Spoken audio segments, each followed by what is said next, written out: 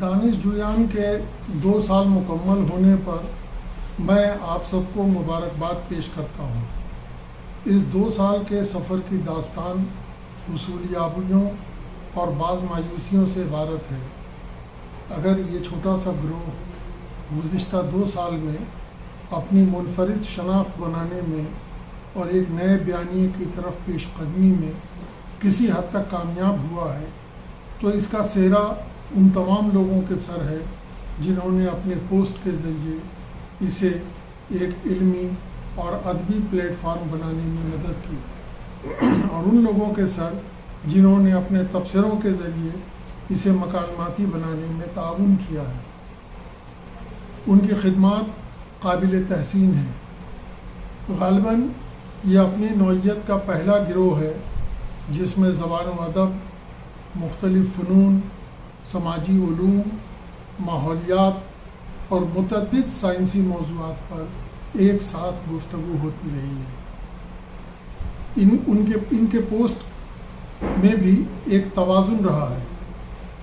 اس توازن کو برقرار رکھنے میں مبارک علی، تیمور رحمان، پرویز ہود بھائی جیسے دانشوروں کے ویڈیو بہت کام آئے۔ اس میں عصری تاریخ کے پروفیسر محمد سجاد سے بھی بہت مدد ملی۔ وہ گاہے گاہے اپنی تحریر اور دیگر مورخین کی تحریریں پوسٹ کرتے رہے ہیں۔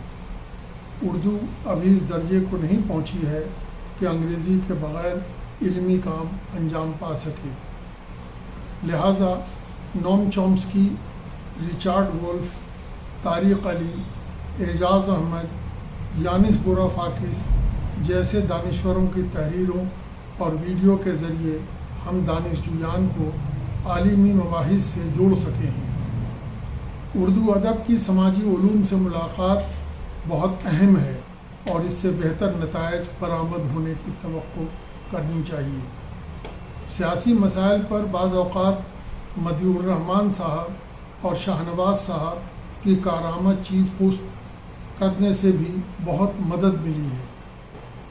دانش جویان ابتدا سے میں واٹس ایپ کی شکل میں دانش جویان کی ابتدا ایک واٹس ایپ گروپ کی شکل میں ہوئی، مگر یہ ایک محض روایتی گروپ کبھی نہیں رہا۔ دانش جویان ایک پہل ہے بیداری پھیلانے اور روشن خیالی کو فروغ دینے کا۔ یہ مصنفین کی کسی انجمن کی طرح کوئی تنظیم نہیں ہے اور نہ یہ گروہ دانشوروں کو جماعتوں میں تقسیم کیے جانے کا قائل ہے۔ دانشور طبقہ خود اس کا اہل ہے کہ وہ علم حاصل کرے اور اپنی راہ متعین کرے، اسی لیے اس کا نام دانش جویان ہے۔ دانش جوئی کے اس عمل میں کوئی بھی کسی بھی جگہ شریک ہو سکتا ہے یا اس مہم سے علیحدہ ہو سکتا ہے۔ کوئی رکن سازی نہیں، منصب کی کوئی تقسیم نہیں، سب برابر ہیں۔ بیداری پھیلانے اور روشن خیالی کو فروغ دینے میں جو جتنی سرگرمی سے حصہ لے گا اس کی اہمیت خود اس کے عمل سے طے ہوگی۔ دانش جویان میں ابتدا سے یہ اہتمام کیا گیا کہ جہاں ایک طرف مختلف زبانوں کے ادب کا ترجمہ پیش کیا جائے تو وہیں فارسی کے کلاسیکی ادب، خاص طور سے ہندوستانی فارسی گو شعرا کے کلام کا ترجمہ بھی پیش کیا جائے۔ اس کام کو بزم کے 2 اراکین حسین الحق، نعمان شوق، احمد بدر، سراج اجملی، عراق رضا زیدی، عطا عبدی، محمد حسین اور دیگر صاحبان بحسن و خوبی انجام دیتے رہے ہیں۔ یہ لوگ گاہے گاہے اپنی تشریحات سے بھی نوازتے رہے ہیں۔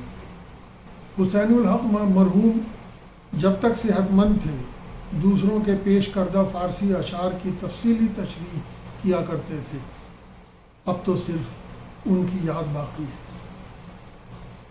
فارسی اشعار کے تعلق سے بعض لوگوں نے مجھ سے کہا اور اب بھی کہتے ہیں کہ روزانہ کی اس مشق سے ان کی فارسی سدھر گئی ہے۔ کسی نے یہ بھی کہا کہ اس سے جو آبدار اشعار ہاتھ آتے ہیں ان سے بڑی مدد ملتی ہے، مگر بات صرف اتنی نہیں ہے۔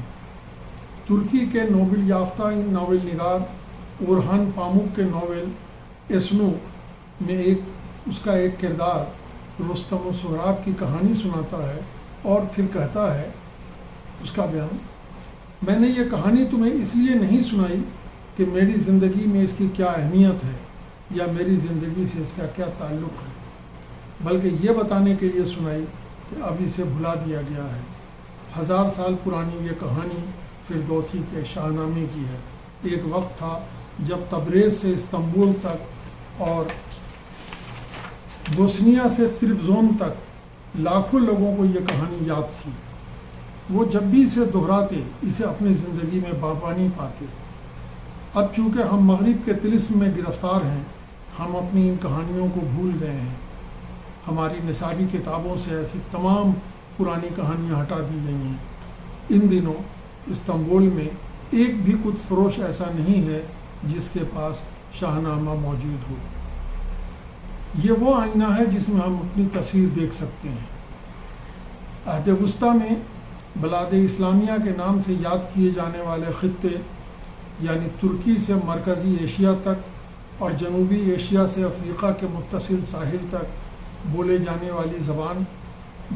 والی زبان میں ایک مشترکہ نظریہ حیات کی پرورش ہوئی، جس میں اسلامی عقائد، یونانی اور سنسکرت فلسفہ، دیگر مذاہب کی روایتیں اور رسوم و رواج مل کر شیر و شکر ہو گئے۔ اس کا ارتقاء فارسی میں عمر خیام، مولانا روم، حافظ، سعدی، نیز امیر خسرو سے بے دل تک ہوتا رہا۔ یہ نظریہ حیات اپنی تمام رعنائیوں کے ساتھ ترکی، اردو اور وسطی ایشیا کی زبانوں میں در آیا اور اس نے ثقافتی سطح پر ایک مشترکہ ایشیائی فکر کو جنم دیا۔ ہم نے فارسی سے منہ موڑا اور نتیجے میں اظہار کے ان سانچوں سے لا تعلق ہو گئے جن کے ذریعے ثقافتی سطح پر ایک مشترکہ ایشیائی فکر نے جنم لیا تھا۔ ان کو ایک لڑی میں پیرونے میں فارسی کا بہت بڑا کردار تھا۔ فارسی زبان اور اس کے کلاسیکی ادب سے ناواقف ہو کر ہم اردو کی اس کلاسیکی شاعری کو سمجھنے سے قاصر ہیں جو اس فکر کی نمائندگی کرتی ہے۔ نتیجہ یہ ہے کہ اب ہمارے سامنے ایسے پڑھے لکھے لوگوں کی مثال موجود ہے جو یہ سمجھنے سے قاصر ہیں کہ دانش جویان میں فارسی ادب پر اتنا زور کیوں دیا جا رہا ہے۔ ہندوستان کے فارسی گو شعرا نے اپنی ایک منفرد اور وقی سرمایہ چھوڑا ہے جس کی فضیلت کو ایران، افغانستان اور وسطی ایشیا کے شعرا نے بھی مانا ہے۔ اس کے باوجود ہندوستانی فارسی گو شعرا کی کوئی باقاعدہ تاریخ نہیں لکھی گئی ہے جس میں ان کی انفرادی خصوصیات کو اجاگر کیا جاتا اور جس سے عہد بعہد ہندوستانی فارسی شاعری کے ارتقاء و نیز اردو پر اس کے اثرات کو سمجھنے میں مدد ملتی۔ چند مضامین ملتے ہیں جو باقاعدہ تاریخ کا بدل نہیں ہو سکتے۔ اس طرح اگر ہم نے فارسی گو شعرا سے بے اتنائی برتی ہے تو دوسری طرف کبیر، نانک، جائسی، عبدالرحیم خان خانہ جیسے شعرا کو پلیٹ میں سجا کر ہندی والوں کے حوالے کر دیا کہ لو سنبھالو، یہ ہمارا سرمایہ نہیں ہے۔ ہم بھول گئے کہ زبان محض قواعد نہیں ہے، زبان اپنے ادب کے ذریعے ایک نظریہ کائنات کی ترجمانی کرتی ہے۔ کبیر کے دوہوں میں، جائسی کی پدماوت میں اور اسی قسم کی دیگر تخلیقات میں جس نظریہ حیات کی ترجمانی ملتی ہے، کیا وہ اس نظریہ حیات سے مختلف ہے جس کی ترجمان اردو ہے؟ اس پر غور کرنے کی نہ فرصت ملی اور نہ ضرورت محسوس کی گئی۔ اسی لیے ہم نے کوشش کر کے دانش جویان میں کبیر بانی کا سلسلہ شروع کیا ہے، جسے حج جمعے کی صبح میں ڈاکٹر فیروز عالم پیش کرتے ہیں۔ ہم نے پدماوت کے بھی بہت سے نسخے جمع کیے ہیں اور ان پر بھی مکالمے کا ارادہ ہے۔ مشترکہ ایشیائی فکر کو جنم دینے میں فارسی کے ساتھ سنسکرت ادب اور فلسفے کا بھی بڑا حصہ ہے۔ ابتدائی صوفیہ اور شعراء نے اس میں بڑا کردار ادا کیا۔ اس کا عکس ابتدائی صوفیہ کے کلام میں تب سے 17ویں صدی کے اس ادب تک جلوہ افروز ہے جسے ہم دکنی ادب قرار دے کر الگ ڈال رکھا ہے۔ 18ویں صدی سے اردو شعراء پوری طرح فارسی کے متتبع رہے اور اسی کے مطابق زبان کا معیار بھی طے ہوا۔ سنسکرت اور دیگر ہندوستانی زبانوں سے بے اتنائی کے دور رس اثرات مرتب ہوئے ہیں۔ اکابرین نے بہت پہلے اس طرف متوجہ کرنے کی کوشش کی تھی۔ مثلا امداد امام اثر نے کاشف الحقائق میں لکھا تھا کوٹ، کاش شعرائے اردو شعرائے سنسکرت سے مطلع رہ کر ان کے متتبع ہوتے تو اردو شاعری میں اصناف شاعری کا عدد بڑھ جاتا۔ مثلا ڈرامہ نگاری اردو شاعری میں داخل ہو جاتی۔ ڈرامہ نگاری کے علاوہ سنسکرت کی ایک بہت اعلیٰ درجے کی رسمی شاعری بھی دیکھی جاتی ہے۔ جن لوگوں نے رامائن اور مہابھارت پڑھی ہے وہ راقم کے ساتھ اس امر میں ضرور اتفاق فرمائیں گے کہ ان دونوں تصنیفوں کا جواب فارسی شاعری میں نہیں ہے۔ عربی میں جب مثنوی نگاری نہیں ہے تو ایسی مبسوط کتابوں کا موجود رہنا ہی خلاف توقع ہے۔ فارسی میں جو مشہور کتاب شاہ نامہ ہے اس کی شکل تاریخ نما ہے۔ خاص کسی واقعے کا بیان رزمی شاعری کے پیرائے میں نہیں کیا گیا ہے۔ علاوہ اس کے خود فردوسی کی شاعری والمیکی اور ویاس کی شاعری کو نہیں پہنچتی ہے۔ امداد امام اثر سے بہت پہلے اکابرین نے اس طرف متوجہ کرنے کی کوشش کی تھی۔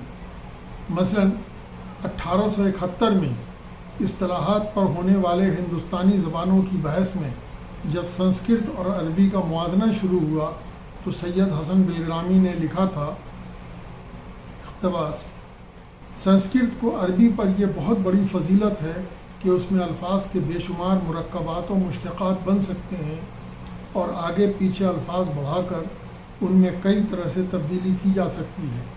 اس میں یعنی عربی میں صرف ایک سابقہ الف لام اور ایک لائقہ یہ ہے۔ اس میں مرکب الفاظ بنانے کی صلاحیت بہت کم ہے اور یہ اس لیے کہ اس کے مرکبات کی صرف 4 قسمیں ہیں جن میں سے 2 ہمارے اغراض کے لیے بیکار محض ہیں۔ مولوی عبدالحق نے سید حسن بلگرامی کے اس مضمون کو عالمانہ اور مجتہدانہ شان سے لکھا گیا مضمون قرار دیا تھا اور اس مضمون کی تصنیف کے 70 سال بعد اس کا اردو ترجمہ انجمن کے رسالے اردو سہ ماہی کے جنوری 1921 کے شمارے میں شائع کیا تھا۔ اس کا واضح اثر وحید الدین سلیم کے اس 12 نکاتی بیان میں نظر آتا ہے جسے انہوں نے جامعہ عثمانیہ کی دارالترجمہ کی کمیٹی کے سامنے پیش کیا تھا۔ اس کا عکس ان کی کتاب وضع اصطلاحات میں بھی دیکھا جا سکتا ہے اور دارالترجمہ کی اصطلاحات میں بھی۔ میں اس کی تفصیل اپنی کتاب 19ویں صدی کے افتتاحی مسائل میں پیش کر چکا ہوں، اس لیے یہاں تفصیل سے گریز کرتا ہوں۔ اس کا اصطلاحات سازی پر مثبت اثر پڑا۔ یہ اثر ہندوستان ہی نہیں پاکستان میں بھی نظر آتا ہے، جہاں ہندوستان سے پہلے احیائیت نے زور پکڑا تھا، پھر بھی وہاں ٹریڈ یونین کے لیے مزدور سبھا اور ٹنیج کے لیے ٹن ماپ جیسی اصطلاحات وضع کی گئیں۔ ان سب کے باوجود مجموعی لسانی رویہ زیادہ نہیں بدلا، لہٰذا ہم چال اور چلنا تو بخوبی استعمال کرتے ہیں، مگر اسی سے بنے ہوئے الفاظ چالک بمانی ڈرائیور یا چالکتا بمانی کنڈکٹر کے استعمال پر ناک بھوں چڑھاتے ہیں۔ دانش جویان میں ایک صاحب نے جانکاری کے استعمال پر اعتراض کیا، ان کا اصرار معلومات پر تھا۔ ایک صاحب اس پر بھی معترض تھے کہ میں بعض اوقات بغیر کی جگہ ہندی کا لفظ بنا کیوں لکھتا ہوں۔ یہ صرف پرانے زمانے کی بات نہیں ہے جب لفظ سوارت پر اعتراض ہوا تھا اور کلیم الدین احمد نے بہت تیکھا جواب دیا تھا۔ یہ رویہ آج بھی موجود ہے۔ یہ تنگ ذہنی تنگ دامانی کا سامان ہے جس کی وجہ سے اردو دیگر ہندوستانی زبانوں سے دور جا پڑی ہے۔ اردو کے الگ تھلگ پڑ جانے کی وجہ صرف یہ نہیں ہے کہ اردو کے خلاف دیگر ہندوستانی زبانوں میں جس نظریہ حیات کی پرورش ہوئی ہے وہ سنسکرت سے قربت رکھتی ہے، لسانی رویہ بھی اس کے لیے ذمہ دار ہے۔ دانش جویان میں ہم نے گزشتہ 2 سال میں لسانی کشادگی پیدا کرنے کی کوشش کی ہے کہ زبان کی ترقی اسی سے عبارت ہے۔ غیر ملکی افسانے اور ناول کے تراجم کے علاوہ دانش جویان میں اب تک مختلف زبانوں کی 700 نظموں کا ترجمہ پیش کیا گیا ہے، جن میں 300 سے زائد نظمیں ایسی ہیں جن کا ترجمہ دانش جویان کے لیے بطور خاص کیا گیا ہے۔ اکیلے انور بھدرکی صاحب نے اڑیا کی تقریباً 200 نظموں کا اڑیا سے براہ راست ترجمہ کر کے پیش کیا ہے۔ اس طرح اڑیا کی عصری شاعری کا بہت بڑا حصہ اردو میں منتقل ہوا ہے۔ اس کے علاوہ انہوں نے بہت سی کنڑ نظموں کا ترجمہ پیش کیا ہے۔ ظاہر ہے یہ نظمیں کہیں اور کتابی شکل میں یا رسائل میں شائع ہوں گی۔ یہ اردو کے لیے یقیناً سود مند ہوگا۔ اسی طرح مختار خان صاحب نے یعقوب راہی صاحب کی مطبوعہ کتاب سے مراٹھی کی تقریباً 150 دلت نظموں کے اردو تراجم پیش کیے۔ روزانہ ایک نظم پیش کرنا بڑا صبر آزما کام ہے، مگر ان لوگوں نے کیا۔ ان لوگوں سے پہلے نعمان شوق صاحب بہت دنوں تک یہ کام کر چکے ہیں۔ جب کوئی نہیں تھا تو راقم خود یہ کام کرتا تھا، یعنی کبھی سلسلہ منقطع نہیں ہوا۔ اس سے یقیناً اردو کا دامن وسیع ہوگا۔ دانش جویان میں کلاسیکی فکشن پر مباحث کی ابتدا بھی ہوئی، جس میں حسین الحق مرحوم، شفیع مشہدی، سید سرور حسین، عمران عراقی صاحبان نے حصہ لیا، مگر یہ زیادہ دنوں تک برقرار نہیں رہ سکا۔ اس کا اجرا ضروری ہے۔ امید ہے آئندہ ہم یہ کام دانش جویان کے سائٹ پر اور یوٹیوب پر کر سکیں گے۔ 1990 کی دہائی سے اردو آبادی ایک نئی لسانی عصبیت کا شکار ہے۔ 1960 اور 1970 کی دہائی تک جن سنگھ کے سوا تقریباً تمام کل ہند سیاسی جماعتیں اپنے پوسٹر، پمفلیٹ، کتابچے، نیز اخبارات اردو میں شائع کرتے تھے، جو اردو والی آبادی کے لیے سیاسی باخبری کا بہت بڑا ذریعہ تھا۔ بعض جماعتوں میں اردو کا باقاعدہ سیل ہوا کرتا تھا۔ 1980 کی دہائی سے اس میں کمی آنی شروع ہوئی اور 1990 کی دہائی میں یہ سلسلہ معدوم ہو گیا۔ اب کسی جلسے جلوس میں اردو کا کوئی پوسٹر، بینر نظر نہیں آتا۔ سنگھی تو ہمیشہ اردو آبادی کو ہندی آبادی میں ضم کر دینے کے خواہاں تھے۔ 1990 کی دہائی سے ان سیاسی جماعتوں نے بھی اس میں معاونت کی جن میں سے اقلیتوں کے لسانی تحفظ کی توقع تھی۔ سب نے سنگھیوں کی طرح مان لیا کہ اردو والے ناگری میں پڑھ لیں گے۔ ان کو زمینی حقیقت کا اگر پتہ نہیں ہے تو ان کے مستقبل کے بارے میں کیا کہا جا سکتا ہے؟ ان کا مستقبل جو بھی ہو، اس نے اردو آبادی کے لیے سنگین مسائل پیدا کر دیے ہیں۔ سیکولر جمہوری اور بطور خاص بائیں بازو کی سیاسی جماعتوں کی بے اتنائی کی وجہ سے اردو میں جو خلا پیدا ہوا، اس کو رفتہ رفتہ قدامت پرست ادب نے پر کیا۔ نتیجے میں وہ زبان جو روشن خیال ادب پیش کرنے میں 50 اور 60 کی دہائی تک دیگر ہندوستانی زبانوں کے ہم پلہ تھی، وہ پچھڑتی چلی گئی۔ گزشتہ 40 سال میں جو بچے پیدا ہوئے ہیں، ان کو پتہ ہی نہیں کہ اردو والے کبھی ترقی پسندی کے ہراول دستے میں ہوا کرتے تھے۔ گزشتہ 20 سال سے تو اردو میں سیاسی کارٹون تک غائب ہو گیا ہے۔ 2011 کی مردم شماری کے مطابق ان لوگوں کی تعداد 5 کروڑ 60 لاکھ ہے جنہوں نے اپنی مادری زبان اردو لکھوائی ہے۔ 1971 سے مردم شماری والے دوسری زبان لکھوانے والوں کی تعداد شائع نہیں کر رہے ہیں۔ پھر بھی اگر 1951 اور 1961 کی مردم شماری کی بنیاد پر تخمینہ کیا جائے تو ان لوگوں کی تعداد 45-50 لاکھ نکل آئے گی جن کی مادری زبان اردو نہیں ہے، مگر وہ اپنا سارا کام اردو میں کرتے ہیں۔ ان میں ایک نمایاں نام پروفیسر گوپی چند نارنگ کا ہے۔ اردو میں ایسے ادیب اور شاعر بہت ہیں۔ خود میوات کے بہت سے لوگ اپنی زبان میواتی لکھواتے ہیں، مگر تعلیم اردو کی حاصل کرتے ہیں۔ یہی حال دکنی ہریانہ کی بہت بڑی مسلم آبادی کا ہے۔ وہ خواہ اردو کی تعلیم حاصل کریں مگر اپنی مادری زبان ہریانوی لکھواتے ہیں۔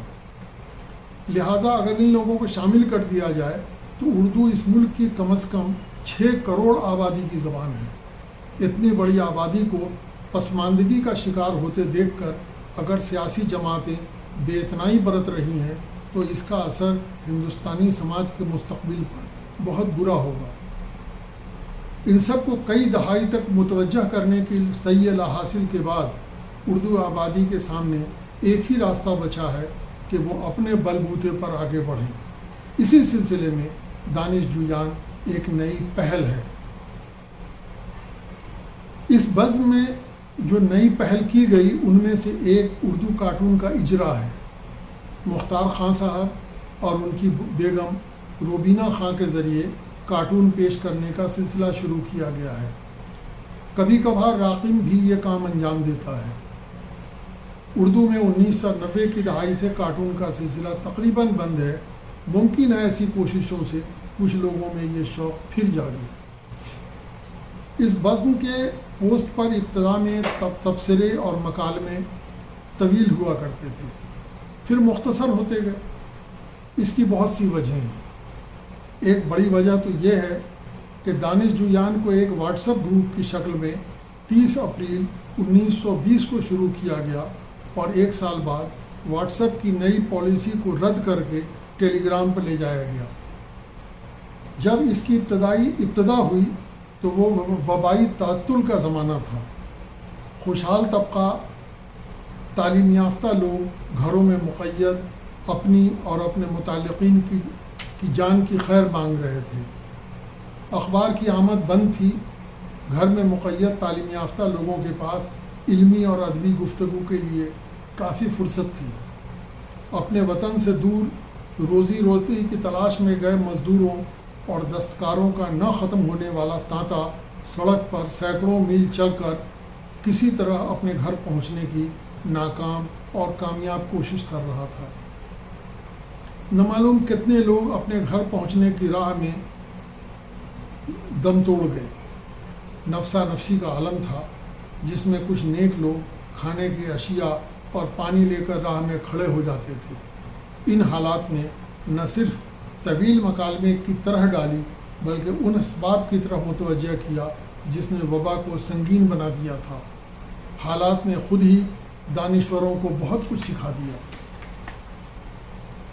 ہمارا دانشور طبقہ، ادیب، اسکول و کالج کے استاد جو عموماً متوسط یا بالائی متوسط طبقے سے تعلق رکھتے ہیں، کسی حد تک گھر میں بند رہ کر مدافعت کی کوشش کرتے رہے، مگر ملک کے خستہ حال طبی نظام اور علاج و معالجے کی ابتر حالت نے انہیں بھی نہیں بخشا۔ ان کی ایک بڑی تعداد لقمہ اجل بن گئی۔ والدین ختم ہوئے اور بچے یتیم اور بے سہارا ہو گئے۔ شوہر یا بیٹا ختم ہوا اور گھر کی آمدنی یکلخت بند ہو گئی۔ اس وبائی صورتحال میں بھی دواساز کارپوریٹ کمپنیوں کی نظر زیادہ سے زیادہ منافع پر تھی۔ جو موجودہ سہولتوں کا استعمال ہوا اس میں نہ صرف طبقاتی تفریق نمایاں تھی بلکہ امیر اور غریب ملکوں کے درمیان امتیازی سلوک بھی کھل کر سامنے آیا۔ اردو کا دانشور طبقہ نہ تو ترقی یافتہ ممالک میں قابل ذکر تعداد میں آباد ہے اور نہ اب امیر طبقے میں شامل ہے۔ اس نے یہ مار جھیلی اور اس کے شعور نے اس کو وہ سکھا دیا جسے کوئی جماعت نہیں سکھا سکتی۔ دانش جویان کے مکالمے پر ان سب کا اثر پڑا۔ مزید بڑا یہ ایک ایسے وقت میں ہوا جب پوری دنیا انسانی تاریخ کی سب سے بڑی کساد بازاری سے گزر رہی ہے۔ 2008 سے جاری اس کساد بازاری کے ختم ہونے کے آثار اب بھی نہیں نظر آ رہے ہیں۔ اب اگر سماج کا کوئی طبقہ چاہے بھی تو اسے صرف نظر نہیں کر سکتا۔ زبان، ادب، ثقافت، تعلیم و تعلم سب اس کی گرفت میں ہیں۔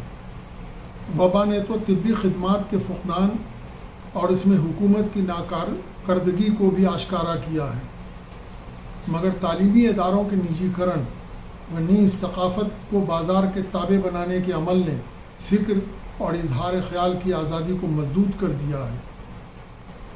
تعلیمی اداروں کا نصاب اور انتظام و انصرام اب اساتذہ اور علماء کے بجائے نوکر شاہ اور علم کی تجارت کرنے والوں کی اقلیم میں داخل کر دیا گیا ہے۔ صحافی اپنی مرضی سے لکھ نہیں سکتا، جج فیصلہ سناتے ہوئے ڈرتا ہے، حد یہ کہ پارلیمنٹ بحث و مباحثے کے بعد کسی نتیجے پر پہنچنے کے بجائے حکمراں ٹولی کا کھلونا بن گیا ہے۔ داد رسی کی بالائی منزل کا انصاف کرتے ہوئے ڈرنا اور جس مقدمے میں اس کی داد رسی کی امید کی جانی چاہیے اس سے اپنے کو الگ کر لینا خطرناک ہے۔ تعلیمی اداروں کے ساتھ ہی دیگر اداروں کی خود مختاری کو حد درجہ محدود کیا جا رہا ہے۔ جمہوریت کے ستون گر رہے ہیں تو کہاں کی آزادی اور کیسی جمہوریت؟ اظہار خیال کی آزادی تو جمہوریت سے عبارت ہے۔ عالمی سطح پر دولت کا ارتکاز جس طرح ہوا ہے اس نے تو اظہار خیال کے معنی بھی بدل دیے ہیں، جس کا سمجھنا اب زندگی اور موت کا مسئلہ بن گیا ہے۔ تازہ ترین اطلاع یہ ہے کہ دنیا کے دولت مند ترین شخص ایلون مسک نے ٹویٹر کو $44 بلین میں خرید لیا ہے۔ یہ رقم سری لنکا کے اس قرض سے تھوڑا ہی کم ہے جو اس ملک کو دیوالیہ بنا رہا ہے۔ یعنی ایلون مسک اگر چاہتے تو سری لنکا کا قرض ادا کر کے اسے اپنا مطیع بنا سکتے تھے۔ ایک فرد کے پاس اتنی دولت کا ارتکاز تو تاریخ میں کبھی نہیں ہوا تھا۔ مبینہ طور پر ان کی کل دولت پاکستان کے کل سرکاری اور نجی دولت سے زیادہ ہے۔ ایسے میں 80 سے زائد دولت مند لوگ اس دنیا میں موجود ہیں جہاں بھوک اور بیماری سے لوگ ایڑیاں رگڑ کر مر رہے ہیں۔ یہ لوگ جو اپنی دولت سے کسی بھی ملک کو اپنا مقروض اور پھر مطیع بنانے کی اہلیت رکھتے ہیں، اب اس ٹیکنالوجی کے بھی مالک ہو رہے ہیں جس سے انسانی ذہن اور فکر کو قابو میں رکھا جا سکتا ہے۔ اس عمل کو مشہور ماہر معاشیات اور یونان کے سابق وزیر مالیات یانس ووروفاکس نے ٹیکنو فیوڈلزم کا نام دیا ہے، یعنی جاگیرداریت کی ایک ایسی شکل جس میں انسان نہ صرف جسمانی طور پر بلکہ ذہنی طور پر بھی مطیع ہوگا۔ سوشل میڈیا نے بے زبان لوگوں کو اظہار خیال کا پلیٹ فارم عطا کیا، مگر اس کا استعمال سماج میں بڑے پیمانے پر زہر کھولنے کے لیے بھی ہو رہا ہے۔ اس پس منظر میں ایلون مسک نے ٹویٹر کو خریدا ہے جو اظہار رائے پر کسی قسم کے قدغن لگائے جانے کا مخالف ہے۔ ٹویٹر نے جب ڈونالڈ ٹرمپ کی بکواس سے عاجز آ کر اس کا اکاؤنٹ بند کر دیا تھا تو یہ بات ایلون مسک کو بہت ناگوار گزری تھی۔ اب اگر ایلون مسک کی ملکیت میں ٹویٹر ہر طرح کے مواد کو پیش کرنے کی آزادی دیتا ہے تو وہ لوگ کیا گل کھلائیں گے جن کے پاس افواہ پھیلانے کے وسائل ہیں۔ یہ اظہار خیال کی آزادی ہوگی یا فاشزم کا کھیل ہوگا؟ اس پر ہمارے دانشوروں کو غور کرنا چاہیے۔ عالمی معاشی بحران اب ان تمام قدروں کو تباہ کرنے پر آمادہ ہے جس کی وکالت سرمایہ داری نے اپنے نشو و نما کے ابتدائی دور میں کی تھی۔ اس کے ساتھ کورونا جیسی وبا نے عام انسانوں کے مصائب میں شدید اضافہ کیا ہے، مگر چند کارپوریٹ کمپنی نے اس کو بھی اپنی دولت میں ریکارڈ توڑ اضافے کا ذریعہ بنا لیا۔ نتیجے میں اس بحران کے درمیان عمارت اور غربت کی خلیج وسیع سے وسیع تر ہو رہی ہے۔ یہ خلیج ترقی یافتہ دولت مند ملکوں اور کم ترقی یافتہ ممالک کے درمیان بھی تیزی سے بڑھی ہے اور بین ملک کارپوریٹ گھرانوں اور عوام کے درمیان بھی۔ یہ سب جس تیز رفتاری سے ہوا ہے اس کی کوئی نظیر ماضی میں نہیں ملتی۔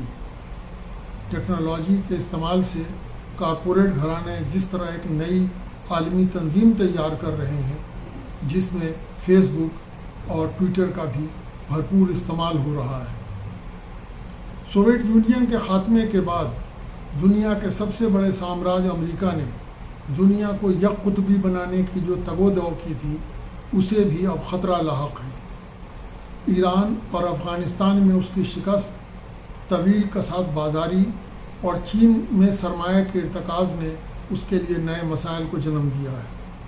چین اور روس کے درمیان سدھرتے رشتے اور بعض علاقائی قوتوں کا بڑھتا زور بھی دنیا کو یک قطبی بنانے کی راہ میں رکاوٹ بن گیا ہے۔ 21ویں صدی میں اب ایسا لگنے لگا ہے کہ امریکی سامراجیت رو بزوال ہے اور ہم پھر سے ایک کثیر قطبی دنیا کی طرف بڑھ رہے ہیں۔ اس عمل میں مختلف اقوام بطور خاص امریکہ اور چین کی باہمی کشیدگی، عالمی منڈی پر قبضہ و اختیار کے ساتھ ماحولیات سے لے کر وبائی مسائل تک کو اپنی مٹھی میں لینے کی ہوڑ ایک نئی سیاسی صورتحال کو جنم دے رہی ہے۔ یوکرین میں جو ہو رہا ہے وہ اسی کا شاخسانہ ہے۔ عالمی معیشت کا یہ تناؤ ہندوستان سمیت نسبتاً کم ترقی یافتہ ممالک کو بری طرح متاثر کر رہا ہے۔ اس بحران نے ساری دنیا کے سامنے سیاسی، معاشی اور نظریاتی سطح پر نئے مسائل کے ساتھ نئے امکانات کو بھی جنم دیا ہے۔ 1990 کی دہائی سے نیو لبرلزم کا ڈنکا بجایا جا رہا تھا، اس کی پول اس طویل بحران نے کھول دی ہے اور ان تضادات کو روشن کر دیا ہے جسے سرمایہ دارانہ جمہوریت، سیکولرزم، مساوات کے پردے میں ڈھانک کر سرمایہ دارانہ نظام کی افضلیت کے گیت گائے جاتے تھے۔ اب یہ تضاد علمی تشریحات کا محتاج نہیں رہ گیا ہے، یہ عوامی تجربے کا اتنا اٹوٹ حصہ بن گیا ہے کہ کسانوں کی سال بھر چلنے والی تحریک کسی جماعت کی رہنمائی کے بغیر کارپوریٹ گھرانوں کی مخالفت پر آمادہ ہوئی۔ کسانوں کے تجربے نے ان کو جتا دیا کہ اب بنیادی کاشتکاری پر بھی کارپوریٹ کی نظر ہے اور وہ اسے اندھا دھند منافع کا ذریعہ بنانا چاہتے ہیں، جس کا شکار زرعی مزدور میں بدل جائے گا اور پوری طرح کارپوریٹ کے رحم و کرم پر ہوگا۔ اسی طرح بے روزگاری میں ہولناک اضافے نے نوجوانوں کی تحریک کو از خود کارپوریٹ مخالف بنا دیا ہے۔ یہ انہوں نے اپنے تجربے سے سیکھا ہے کہ سرکاری املاک کو نجی ملکیت میں دینے اور منافع بخش کمپنیوں کو کارپوریٹ کے حوالے کرنے سے مہنگائی اور بے روزگاری میں کمر توڑ اضافہ ہوا ہے۔ اسی لیے نومبر 2020 میں ہونے والی مزدوروں کی دنیا میں سب سے بڑی ہڑتال زرعی ترمیمی قوانین کے خلاف کسانوں کی 1 سال تک چلنے والی انوکھی ہڑتال اور بے روزگار نوجوانوں کی تحریک، سب کا رخ موجودہ سیاسی معاشی پالیسی اور اس کے تحت پھلنے پھولنے والے کارپوریٹ کے خلاف ہے، اور ان میں وہ تال میل ہے جس کی نظیر ماضی میں نہیں ملتی۔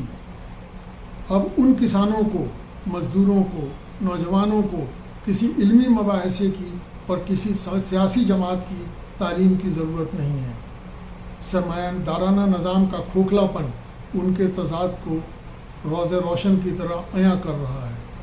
اسی لیے یہ دور سیاسی، معاشی اور نظریاتی سطح پر نئے مسائل اور چنوتیوں کے ساتھ نئے امکانات سے بھرپور ہے۔